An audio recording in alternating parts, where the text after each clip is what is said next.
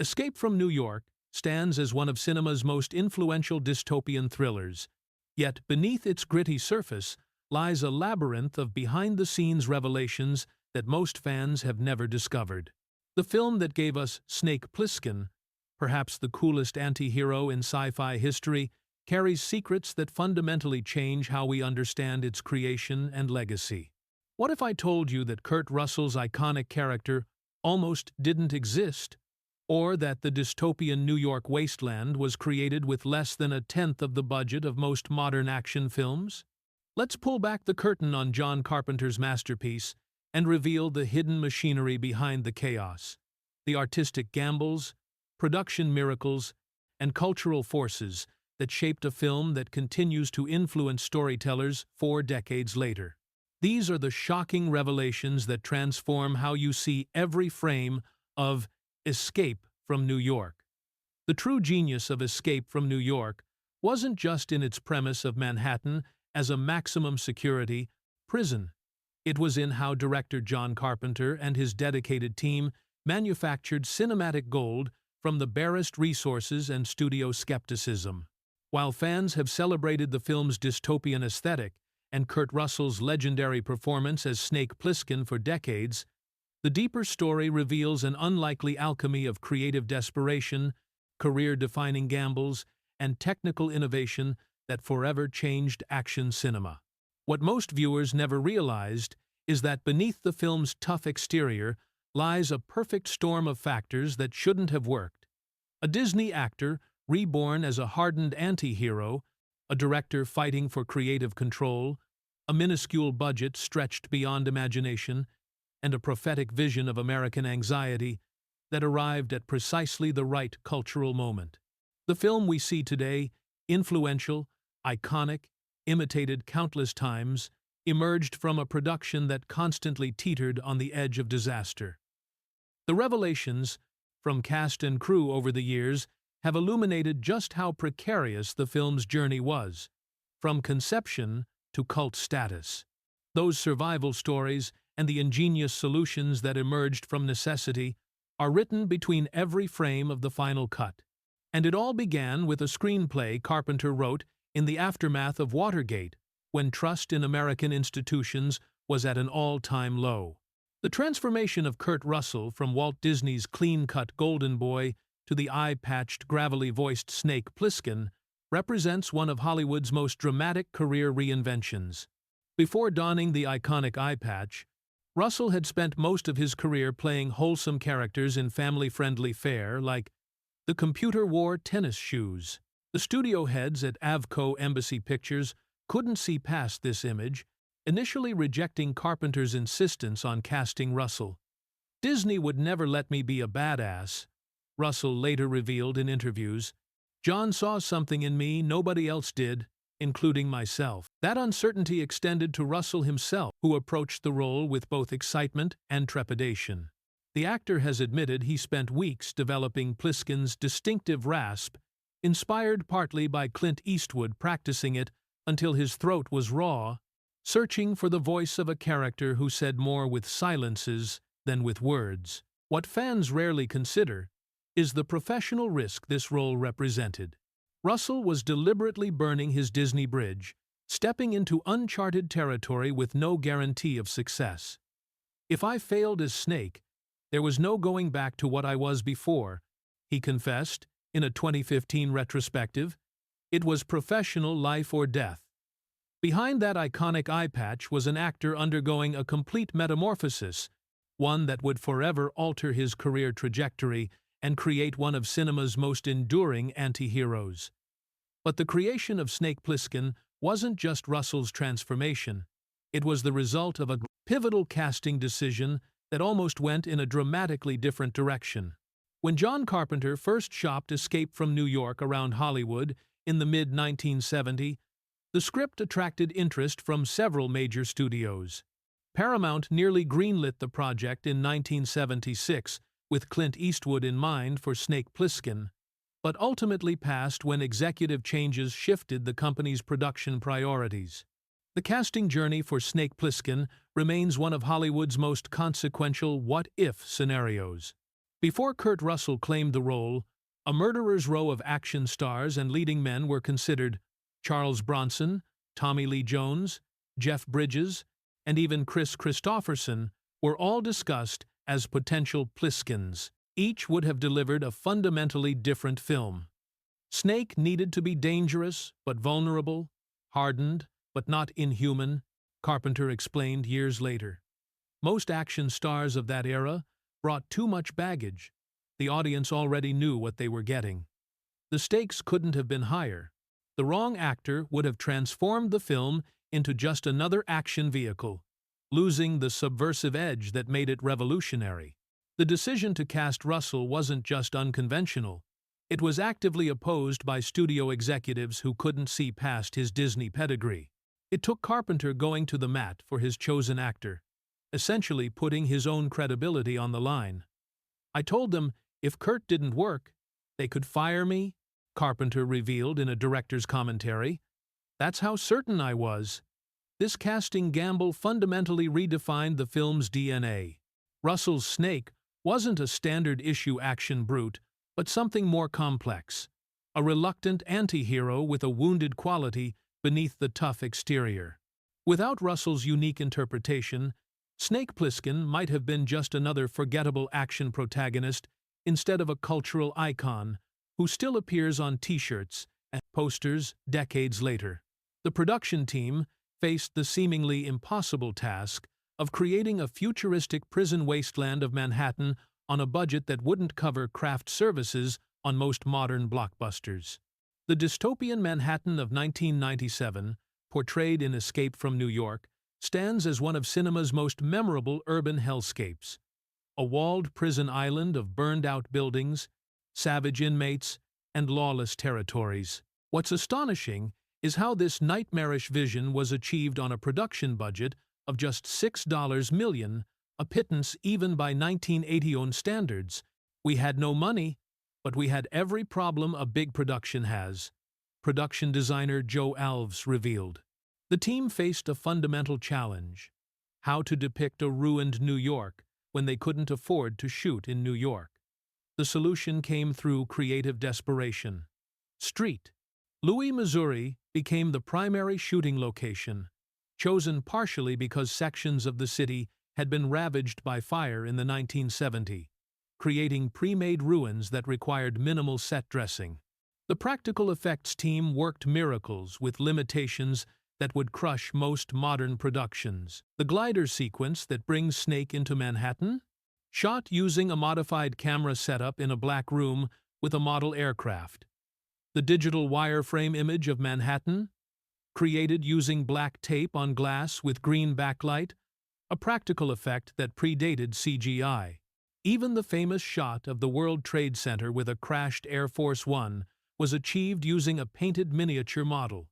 Cast members often found themselves working in genuinely dangerous conditions.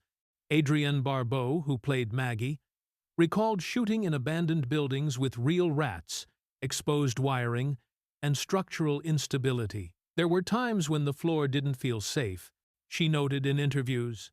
"But that danger translated to screen. You can feel the authentic decay." The film's most impressive sequence, the nighttime arrival to Manhattan, showing a devastated skyline, was achieved through one of cinema's most ingenious low-budget solutions. Special effects supervisor Roy Arbogast created a miniature Manhattan using a black-painted board with small model buildings and fiber-optic lights. When filmed properly, this tabletop creation transformed into the haunting Manhattan skyline that remains etched in viewers' memories. This hardscrabble production reality directly informed the film's aesthetic, a grimy, authentic dystopia, born from necessity rather than digital enhancement. But beneath the visible creativity lay subtle details and choices that most viewers completely miss, even after multiple viewings. The true artistry of Escape from New York lives in the deliberate details that fly beneath the radar of casual viewers, subtleties that transform good scenes into unforgettable ones. At the center is Kurt Russell's meticulously constructed physical performance as Snake Plissken, containing layers most fans never consciously register. Watch Russell's movement carefully. Snake's distinctive gait, that slight drag in his step, the measured pace wasn't just character building. It was Russell silently communicating Snake's constant pain from previous wounds without a single line of dialogue. "I wanted you to feel that this guy had been through hell before the movie even started," Russell explained years later. This physical storytelling creates the lived-in quality that makes Pliskin instantly credible. Then there's the eye patch, now iconic, but its narrative purpose extends beyond simple visual distinction. Director of photography Dean Cundey deliberately shot Russell from angles that emphasized the patch's limitation on Snake's vision. Watch closely during combat sequences. Snake frequently turns his head completely to compensate for his blind side, a detail Russell maintained with remarkable consistency throughout filming. A hidden Easter egg appears at the 74-minute mark when Snake checks his vital signs tracker. The LED readout briefly displays 24-1. 1997 John Carpenter's sly nod to the film being set exactly 16 years in the future, from its release date of June 1980 on. Perhaps the most overlooked artistic choice is Carpenter's ACPR, deliberate color palette. Working with Cundey, he created a visual language where the only vibrant colors appear in three key elements: the red targeting computer in Snake's glider, the green wireframe images of Manhattan, and the president's vital sign tracker. Everything else exists in muted blues, blacks, and grays. This subtle visual coding keeps viewers subconsciously focused on the mission-critical elements in an otherwise monotonous wasteland. Even the film's soundscape holds hidden depth. Listen closely to the ambient noise as Snake moves deeper into Manhattan. Carpenter and sound designer Alan Howarth layered in subtly disorienting audio cues, including backwards masked sounds and deliberately mismatched environmental noise, creating an unnerving sense that something is perpetually off about this environment. These artistic choices might go unnoticed individually, but collectively, they create the film's immersive power. And behind these creative decisions loomed larger conflicts between Carpenter's uncompromising vision and a studio system that wasn't entirely convinced. While Snake Plissken battled his way through the prison wasteland of Manhattan on screen, John Carpenter fought equally challenging battles behind the scenes to preserve his creative vision. Escape from New York emerged during a transitional period in Hollywood when the director-driven New Hollywood era was giving way to more commercially calculated filmmaking of the 1980 AVCO Embassy Pictures. The film's primary backer maintained continuous pressure to soften the film's edges. They wanted more explanation, more backstory, more traditional heroics, Carpenter revealed in later interviews. They fundamentally didn't understand that Snake's mystery was his power. One executive infamously suggested that Snake should have a cute dog companion to make him more likable, a suggestion Carpenter immediately rejected. The film's bleak ending faced particular scrutiny. The original script featured an even darker conclusion, with Snake deliberately sabotaging the president's crucial peace summit by switching the tape. The studio pushed back, concerned about alienating audiences with such cynicism. The compromise, Snake destroying the tape without replacing it, preserved the anti-authoritarian spirit while slightly softening the blow. Even the film's music created conflict. Carpenter, who composed the score himself, fought for his minimalist, synthesizer-driven soundtrack against executives who wanted a more traditional orchestral approach. They didn't get that the music needed to feel as stripped down and cold as the world we were creating, Carpenter noted. His insistence on the synth score not only defined the film's atmosphere, but helped establish the sonic template for action films throughout the decade. The most significant battle surrounded the film's pacing, particularly the deliberate slow burn of the opening act. Studio notes repeatedly demanded quicker action, more exposition, and less ambiguity. Carpenter held firm. understanding that the gradual immersion into his dystopian world was crucial for its impact. "If we rushed into the action, we'd lose the dread," he explained. And in this movie, the dread is everything. This behind-the-scenes resistance created significant pressure, but it also forged the film's uncompromising identity. And in a twist that neither Carpenter nor his studio could have anticipated, the film's dystopian vision of New York would find itself in an unexpected dialogue with the real-world city it portrayed. In perhaps the most fascinating twist in the Escape from New York story, the film's depiction of Manhattan as a walled-off prison wasteland arrived at precisely the moment when the real New York City was experiencing its darkest chapter, creating an unintended synchronicity that blurred the line between exaggerated fiction and troubling reality.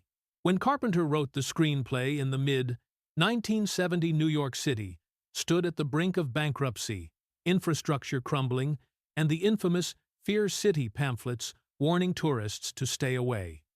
By the time the film released in 1980, the South Bronx had suffered years of arson and abandonment. Times Square was synonymous with danger and vice, and the city recorded over 2,000 murders that year alone.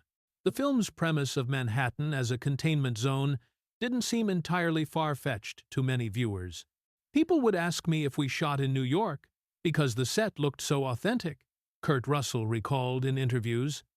"When I told them most of it was filmed in St. Louis, they couldn't believe it." This confusion between the fictional prison Manhattan and the real city spoke volumes about public perception at the time. What the filmmakers never anticipated was how their dystopian vision would be embraced by New Yorkers themselves. The film developed a particular cult following in Manhattan, where midnight screenings became regular events. There was something cathartic about it for locals, noted film critic Jay Hoberman. It took their daily anxiety and pushed it to such an extreme that it became darkly comedic.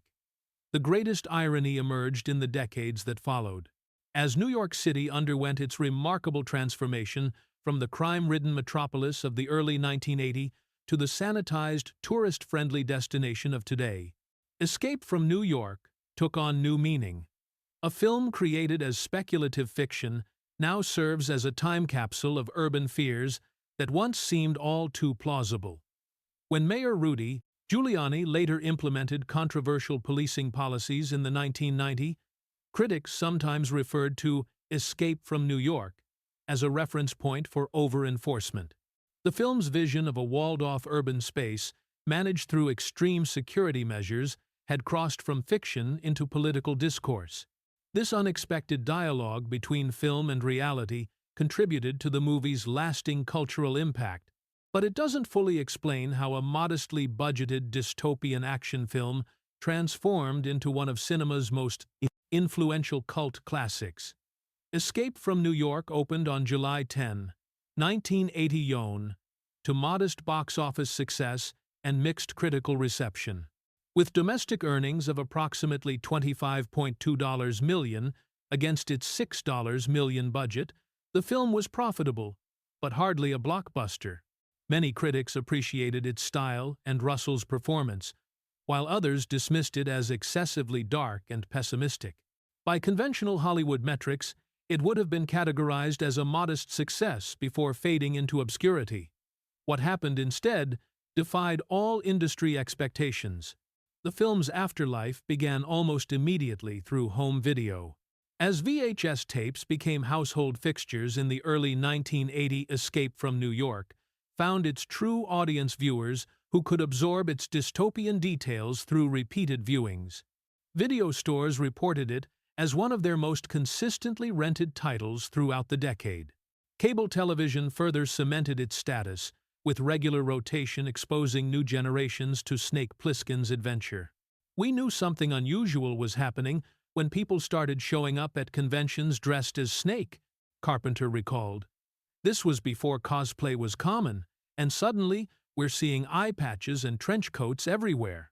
The character had transcended the film, becoming a cultural shorthand for the ultimate outsider, a man who played by his own rules in a world gone mad. For Kurt Russell, the Flehmen side round transformation was equally profound. A performer once typecast in wholesome Disney roles had reinvented himself so completely that new fans were often unaware of his previous career. After Snake, every script I received was for some variation of the anti-hero, Russell noted. That one character fundamentally changed how the industry saw me. Critical reassessment followed the cultural embrace. Film scholars began recognizing the movie's prescient themes of surveillance, privatized incarceration, and governmental cynicism. What some reviewers had initially dismissed as excessive pessimism now appeared visionary as the Reagan-era's social policies unfolded. By the 1990s, Escape from New York had completed its journey from theatrical release to bona fide cult classic, referenced in music videos, sampled in hip-hop tracks, and honored through countless homages in other films. This unlikely ascension from modest genre film to cultural touchstone wasn't just about audience appreciation. It was about how deeply the film's visual language and themes had permeated creative consciousness far beyond cinema. The DNA of Escape from New York has replicated itself across decades of entertainment, often in places fans might never recognize. Its influence extends far beyond its 1996 sequel, Escape from L.A., reaching into video games, fashion, music, and entire subgenres of action cinema. The video game industry owes a particular debt to Carpenter's vision. The 1990 groundbreaking title Metal Gear Solid features protagonist Solid Snake, whose name, appearance, and personality were directly inspired by Pliskin, a connection so obvious that creator Hideo Kojima included an Snake Plissken alias Easter egg within the game. The entire stealth action genre, with its emphasis on lone operatives infiltrating hostile territory, carries Carpenter's fingerprints. Grand Theft Auto developers have acknowledged borrowing the film's premise for their Liberty City setting. The Fallout series draws from its retro-futuristic aesthetic and dark humor. Even The Last of Us echoes the film's crumbling urban landscapes and emphasis on survival within formerly civilized spaces, now given over to chaos. Hollywood's debt is equally substantial. Films like The Purge, Doomsday, and Dread all deploy variations of the contained urban hellscape template that Escape pioneered. The Marvel Cinematic Universe paid explicit homage when they cast Kurt Russell as Ego in Guardians of the Galaxy Volume 2, and had him reference Pliskin's famous line, "Call me Snake." Director James Cameron has cited the film as influential to his work, particularly in The Terminator. The film's signature aesthetic, retro-futurism with tactical military elements, spawned entire fashion subcultures, from cyberpunk to techwear. Snake's utilitarian garb of combat pants, boots, sleeveless top, and multifunctional accessories forecasted streetwear trends that wouldn't become mainstream for decades. In a fascinating cultural crossover, hip-hop embraced Escape from New York with particular enthusiasm. Wu-Tang Clan sampled dialogue in multiple tracks, and Method Man directly referenced Snake Plissken in lyrics. The film's gritty urban warfare resonated with artists expressing inner-city realities. Perhaps most significant is how the film reimagined the action hero archetype. Before Escape, action protagonists were typically straightforward heroes with clear moral codes.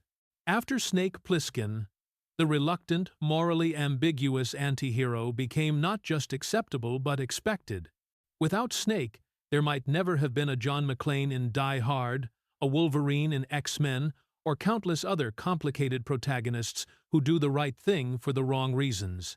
These widespread influences explain why the film feels simultaneously vintage and timeless, a paradox that points to the deeper truths embedded in Carpenter's vision. What elevates Escape from New York, from mere entertainment to enduring art, is how it captured something essential about the American character, a tension that remains unresolved 4 decades later. Beyond the action sequences and dystopian visuals, lies a film grappling with profound questions about freedom, authority, and the individual's place in society. Snake Plissken embodies American contradictions, fiercely independent, yet ultimately serving a collective purpose, rejecting authority while understanding its necessity, cynical about institutions, yet fundamentally guided by a personal code. His journey through prison Manhattan isn't just an action set piece, it's an exploration of how far individualism can extend in a world that requires some form of governance. I was thinking about Watergate when I wrote it, Carpenter has admitted. About how the president, this figure we're supposed to trust completely, could be corrupt. This theme of institutional betrayal resonates throughout the film, from the treacherous police commissioner Houck to the revealed cowardice of the president himself. The film doesn't offer easy answers about whether authority should be respected or resisted. It simply presents the tension as unresolvable. What most viewers miss is how deliberately Carpenter constructed a microcosm of America within the prison walls. The Duke of New York represents unfettered capitalism, controlling resources, exploiting the vulnerable, measuring worth in material goods, his chandelier-adorned Cadillac. Brain and Maggie represent the intellectual class, attempting to navigate between power structures while maintaining some ethical core. The inmates themselves are the disenfranchised masses, surviving however they can in a system designed to contain rather than rehabilitate them. When viewed through this lens, Snake's ultimate act, destroying the president's crucial tape rather than delivering it as promised, takes on deeper significance. It's not merely petty revenge. It's a rejection of a system that uses individuals as disposable tools while maintaining a facade of moral authority. This thematic richness explains why Escape from New York continues to resonate across decades and changing political landscapes. Its questions remain our questions. How do we balance individual freedom with collective need? What obligations do we have to systems that exploit us?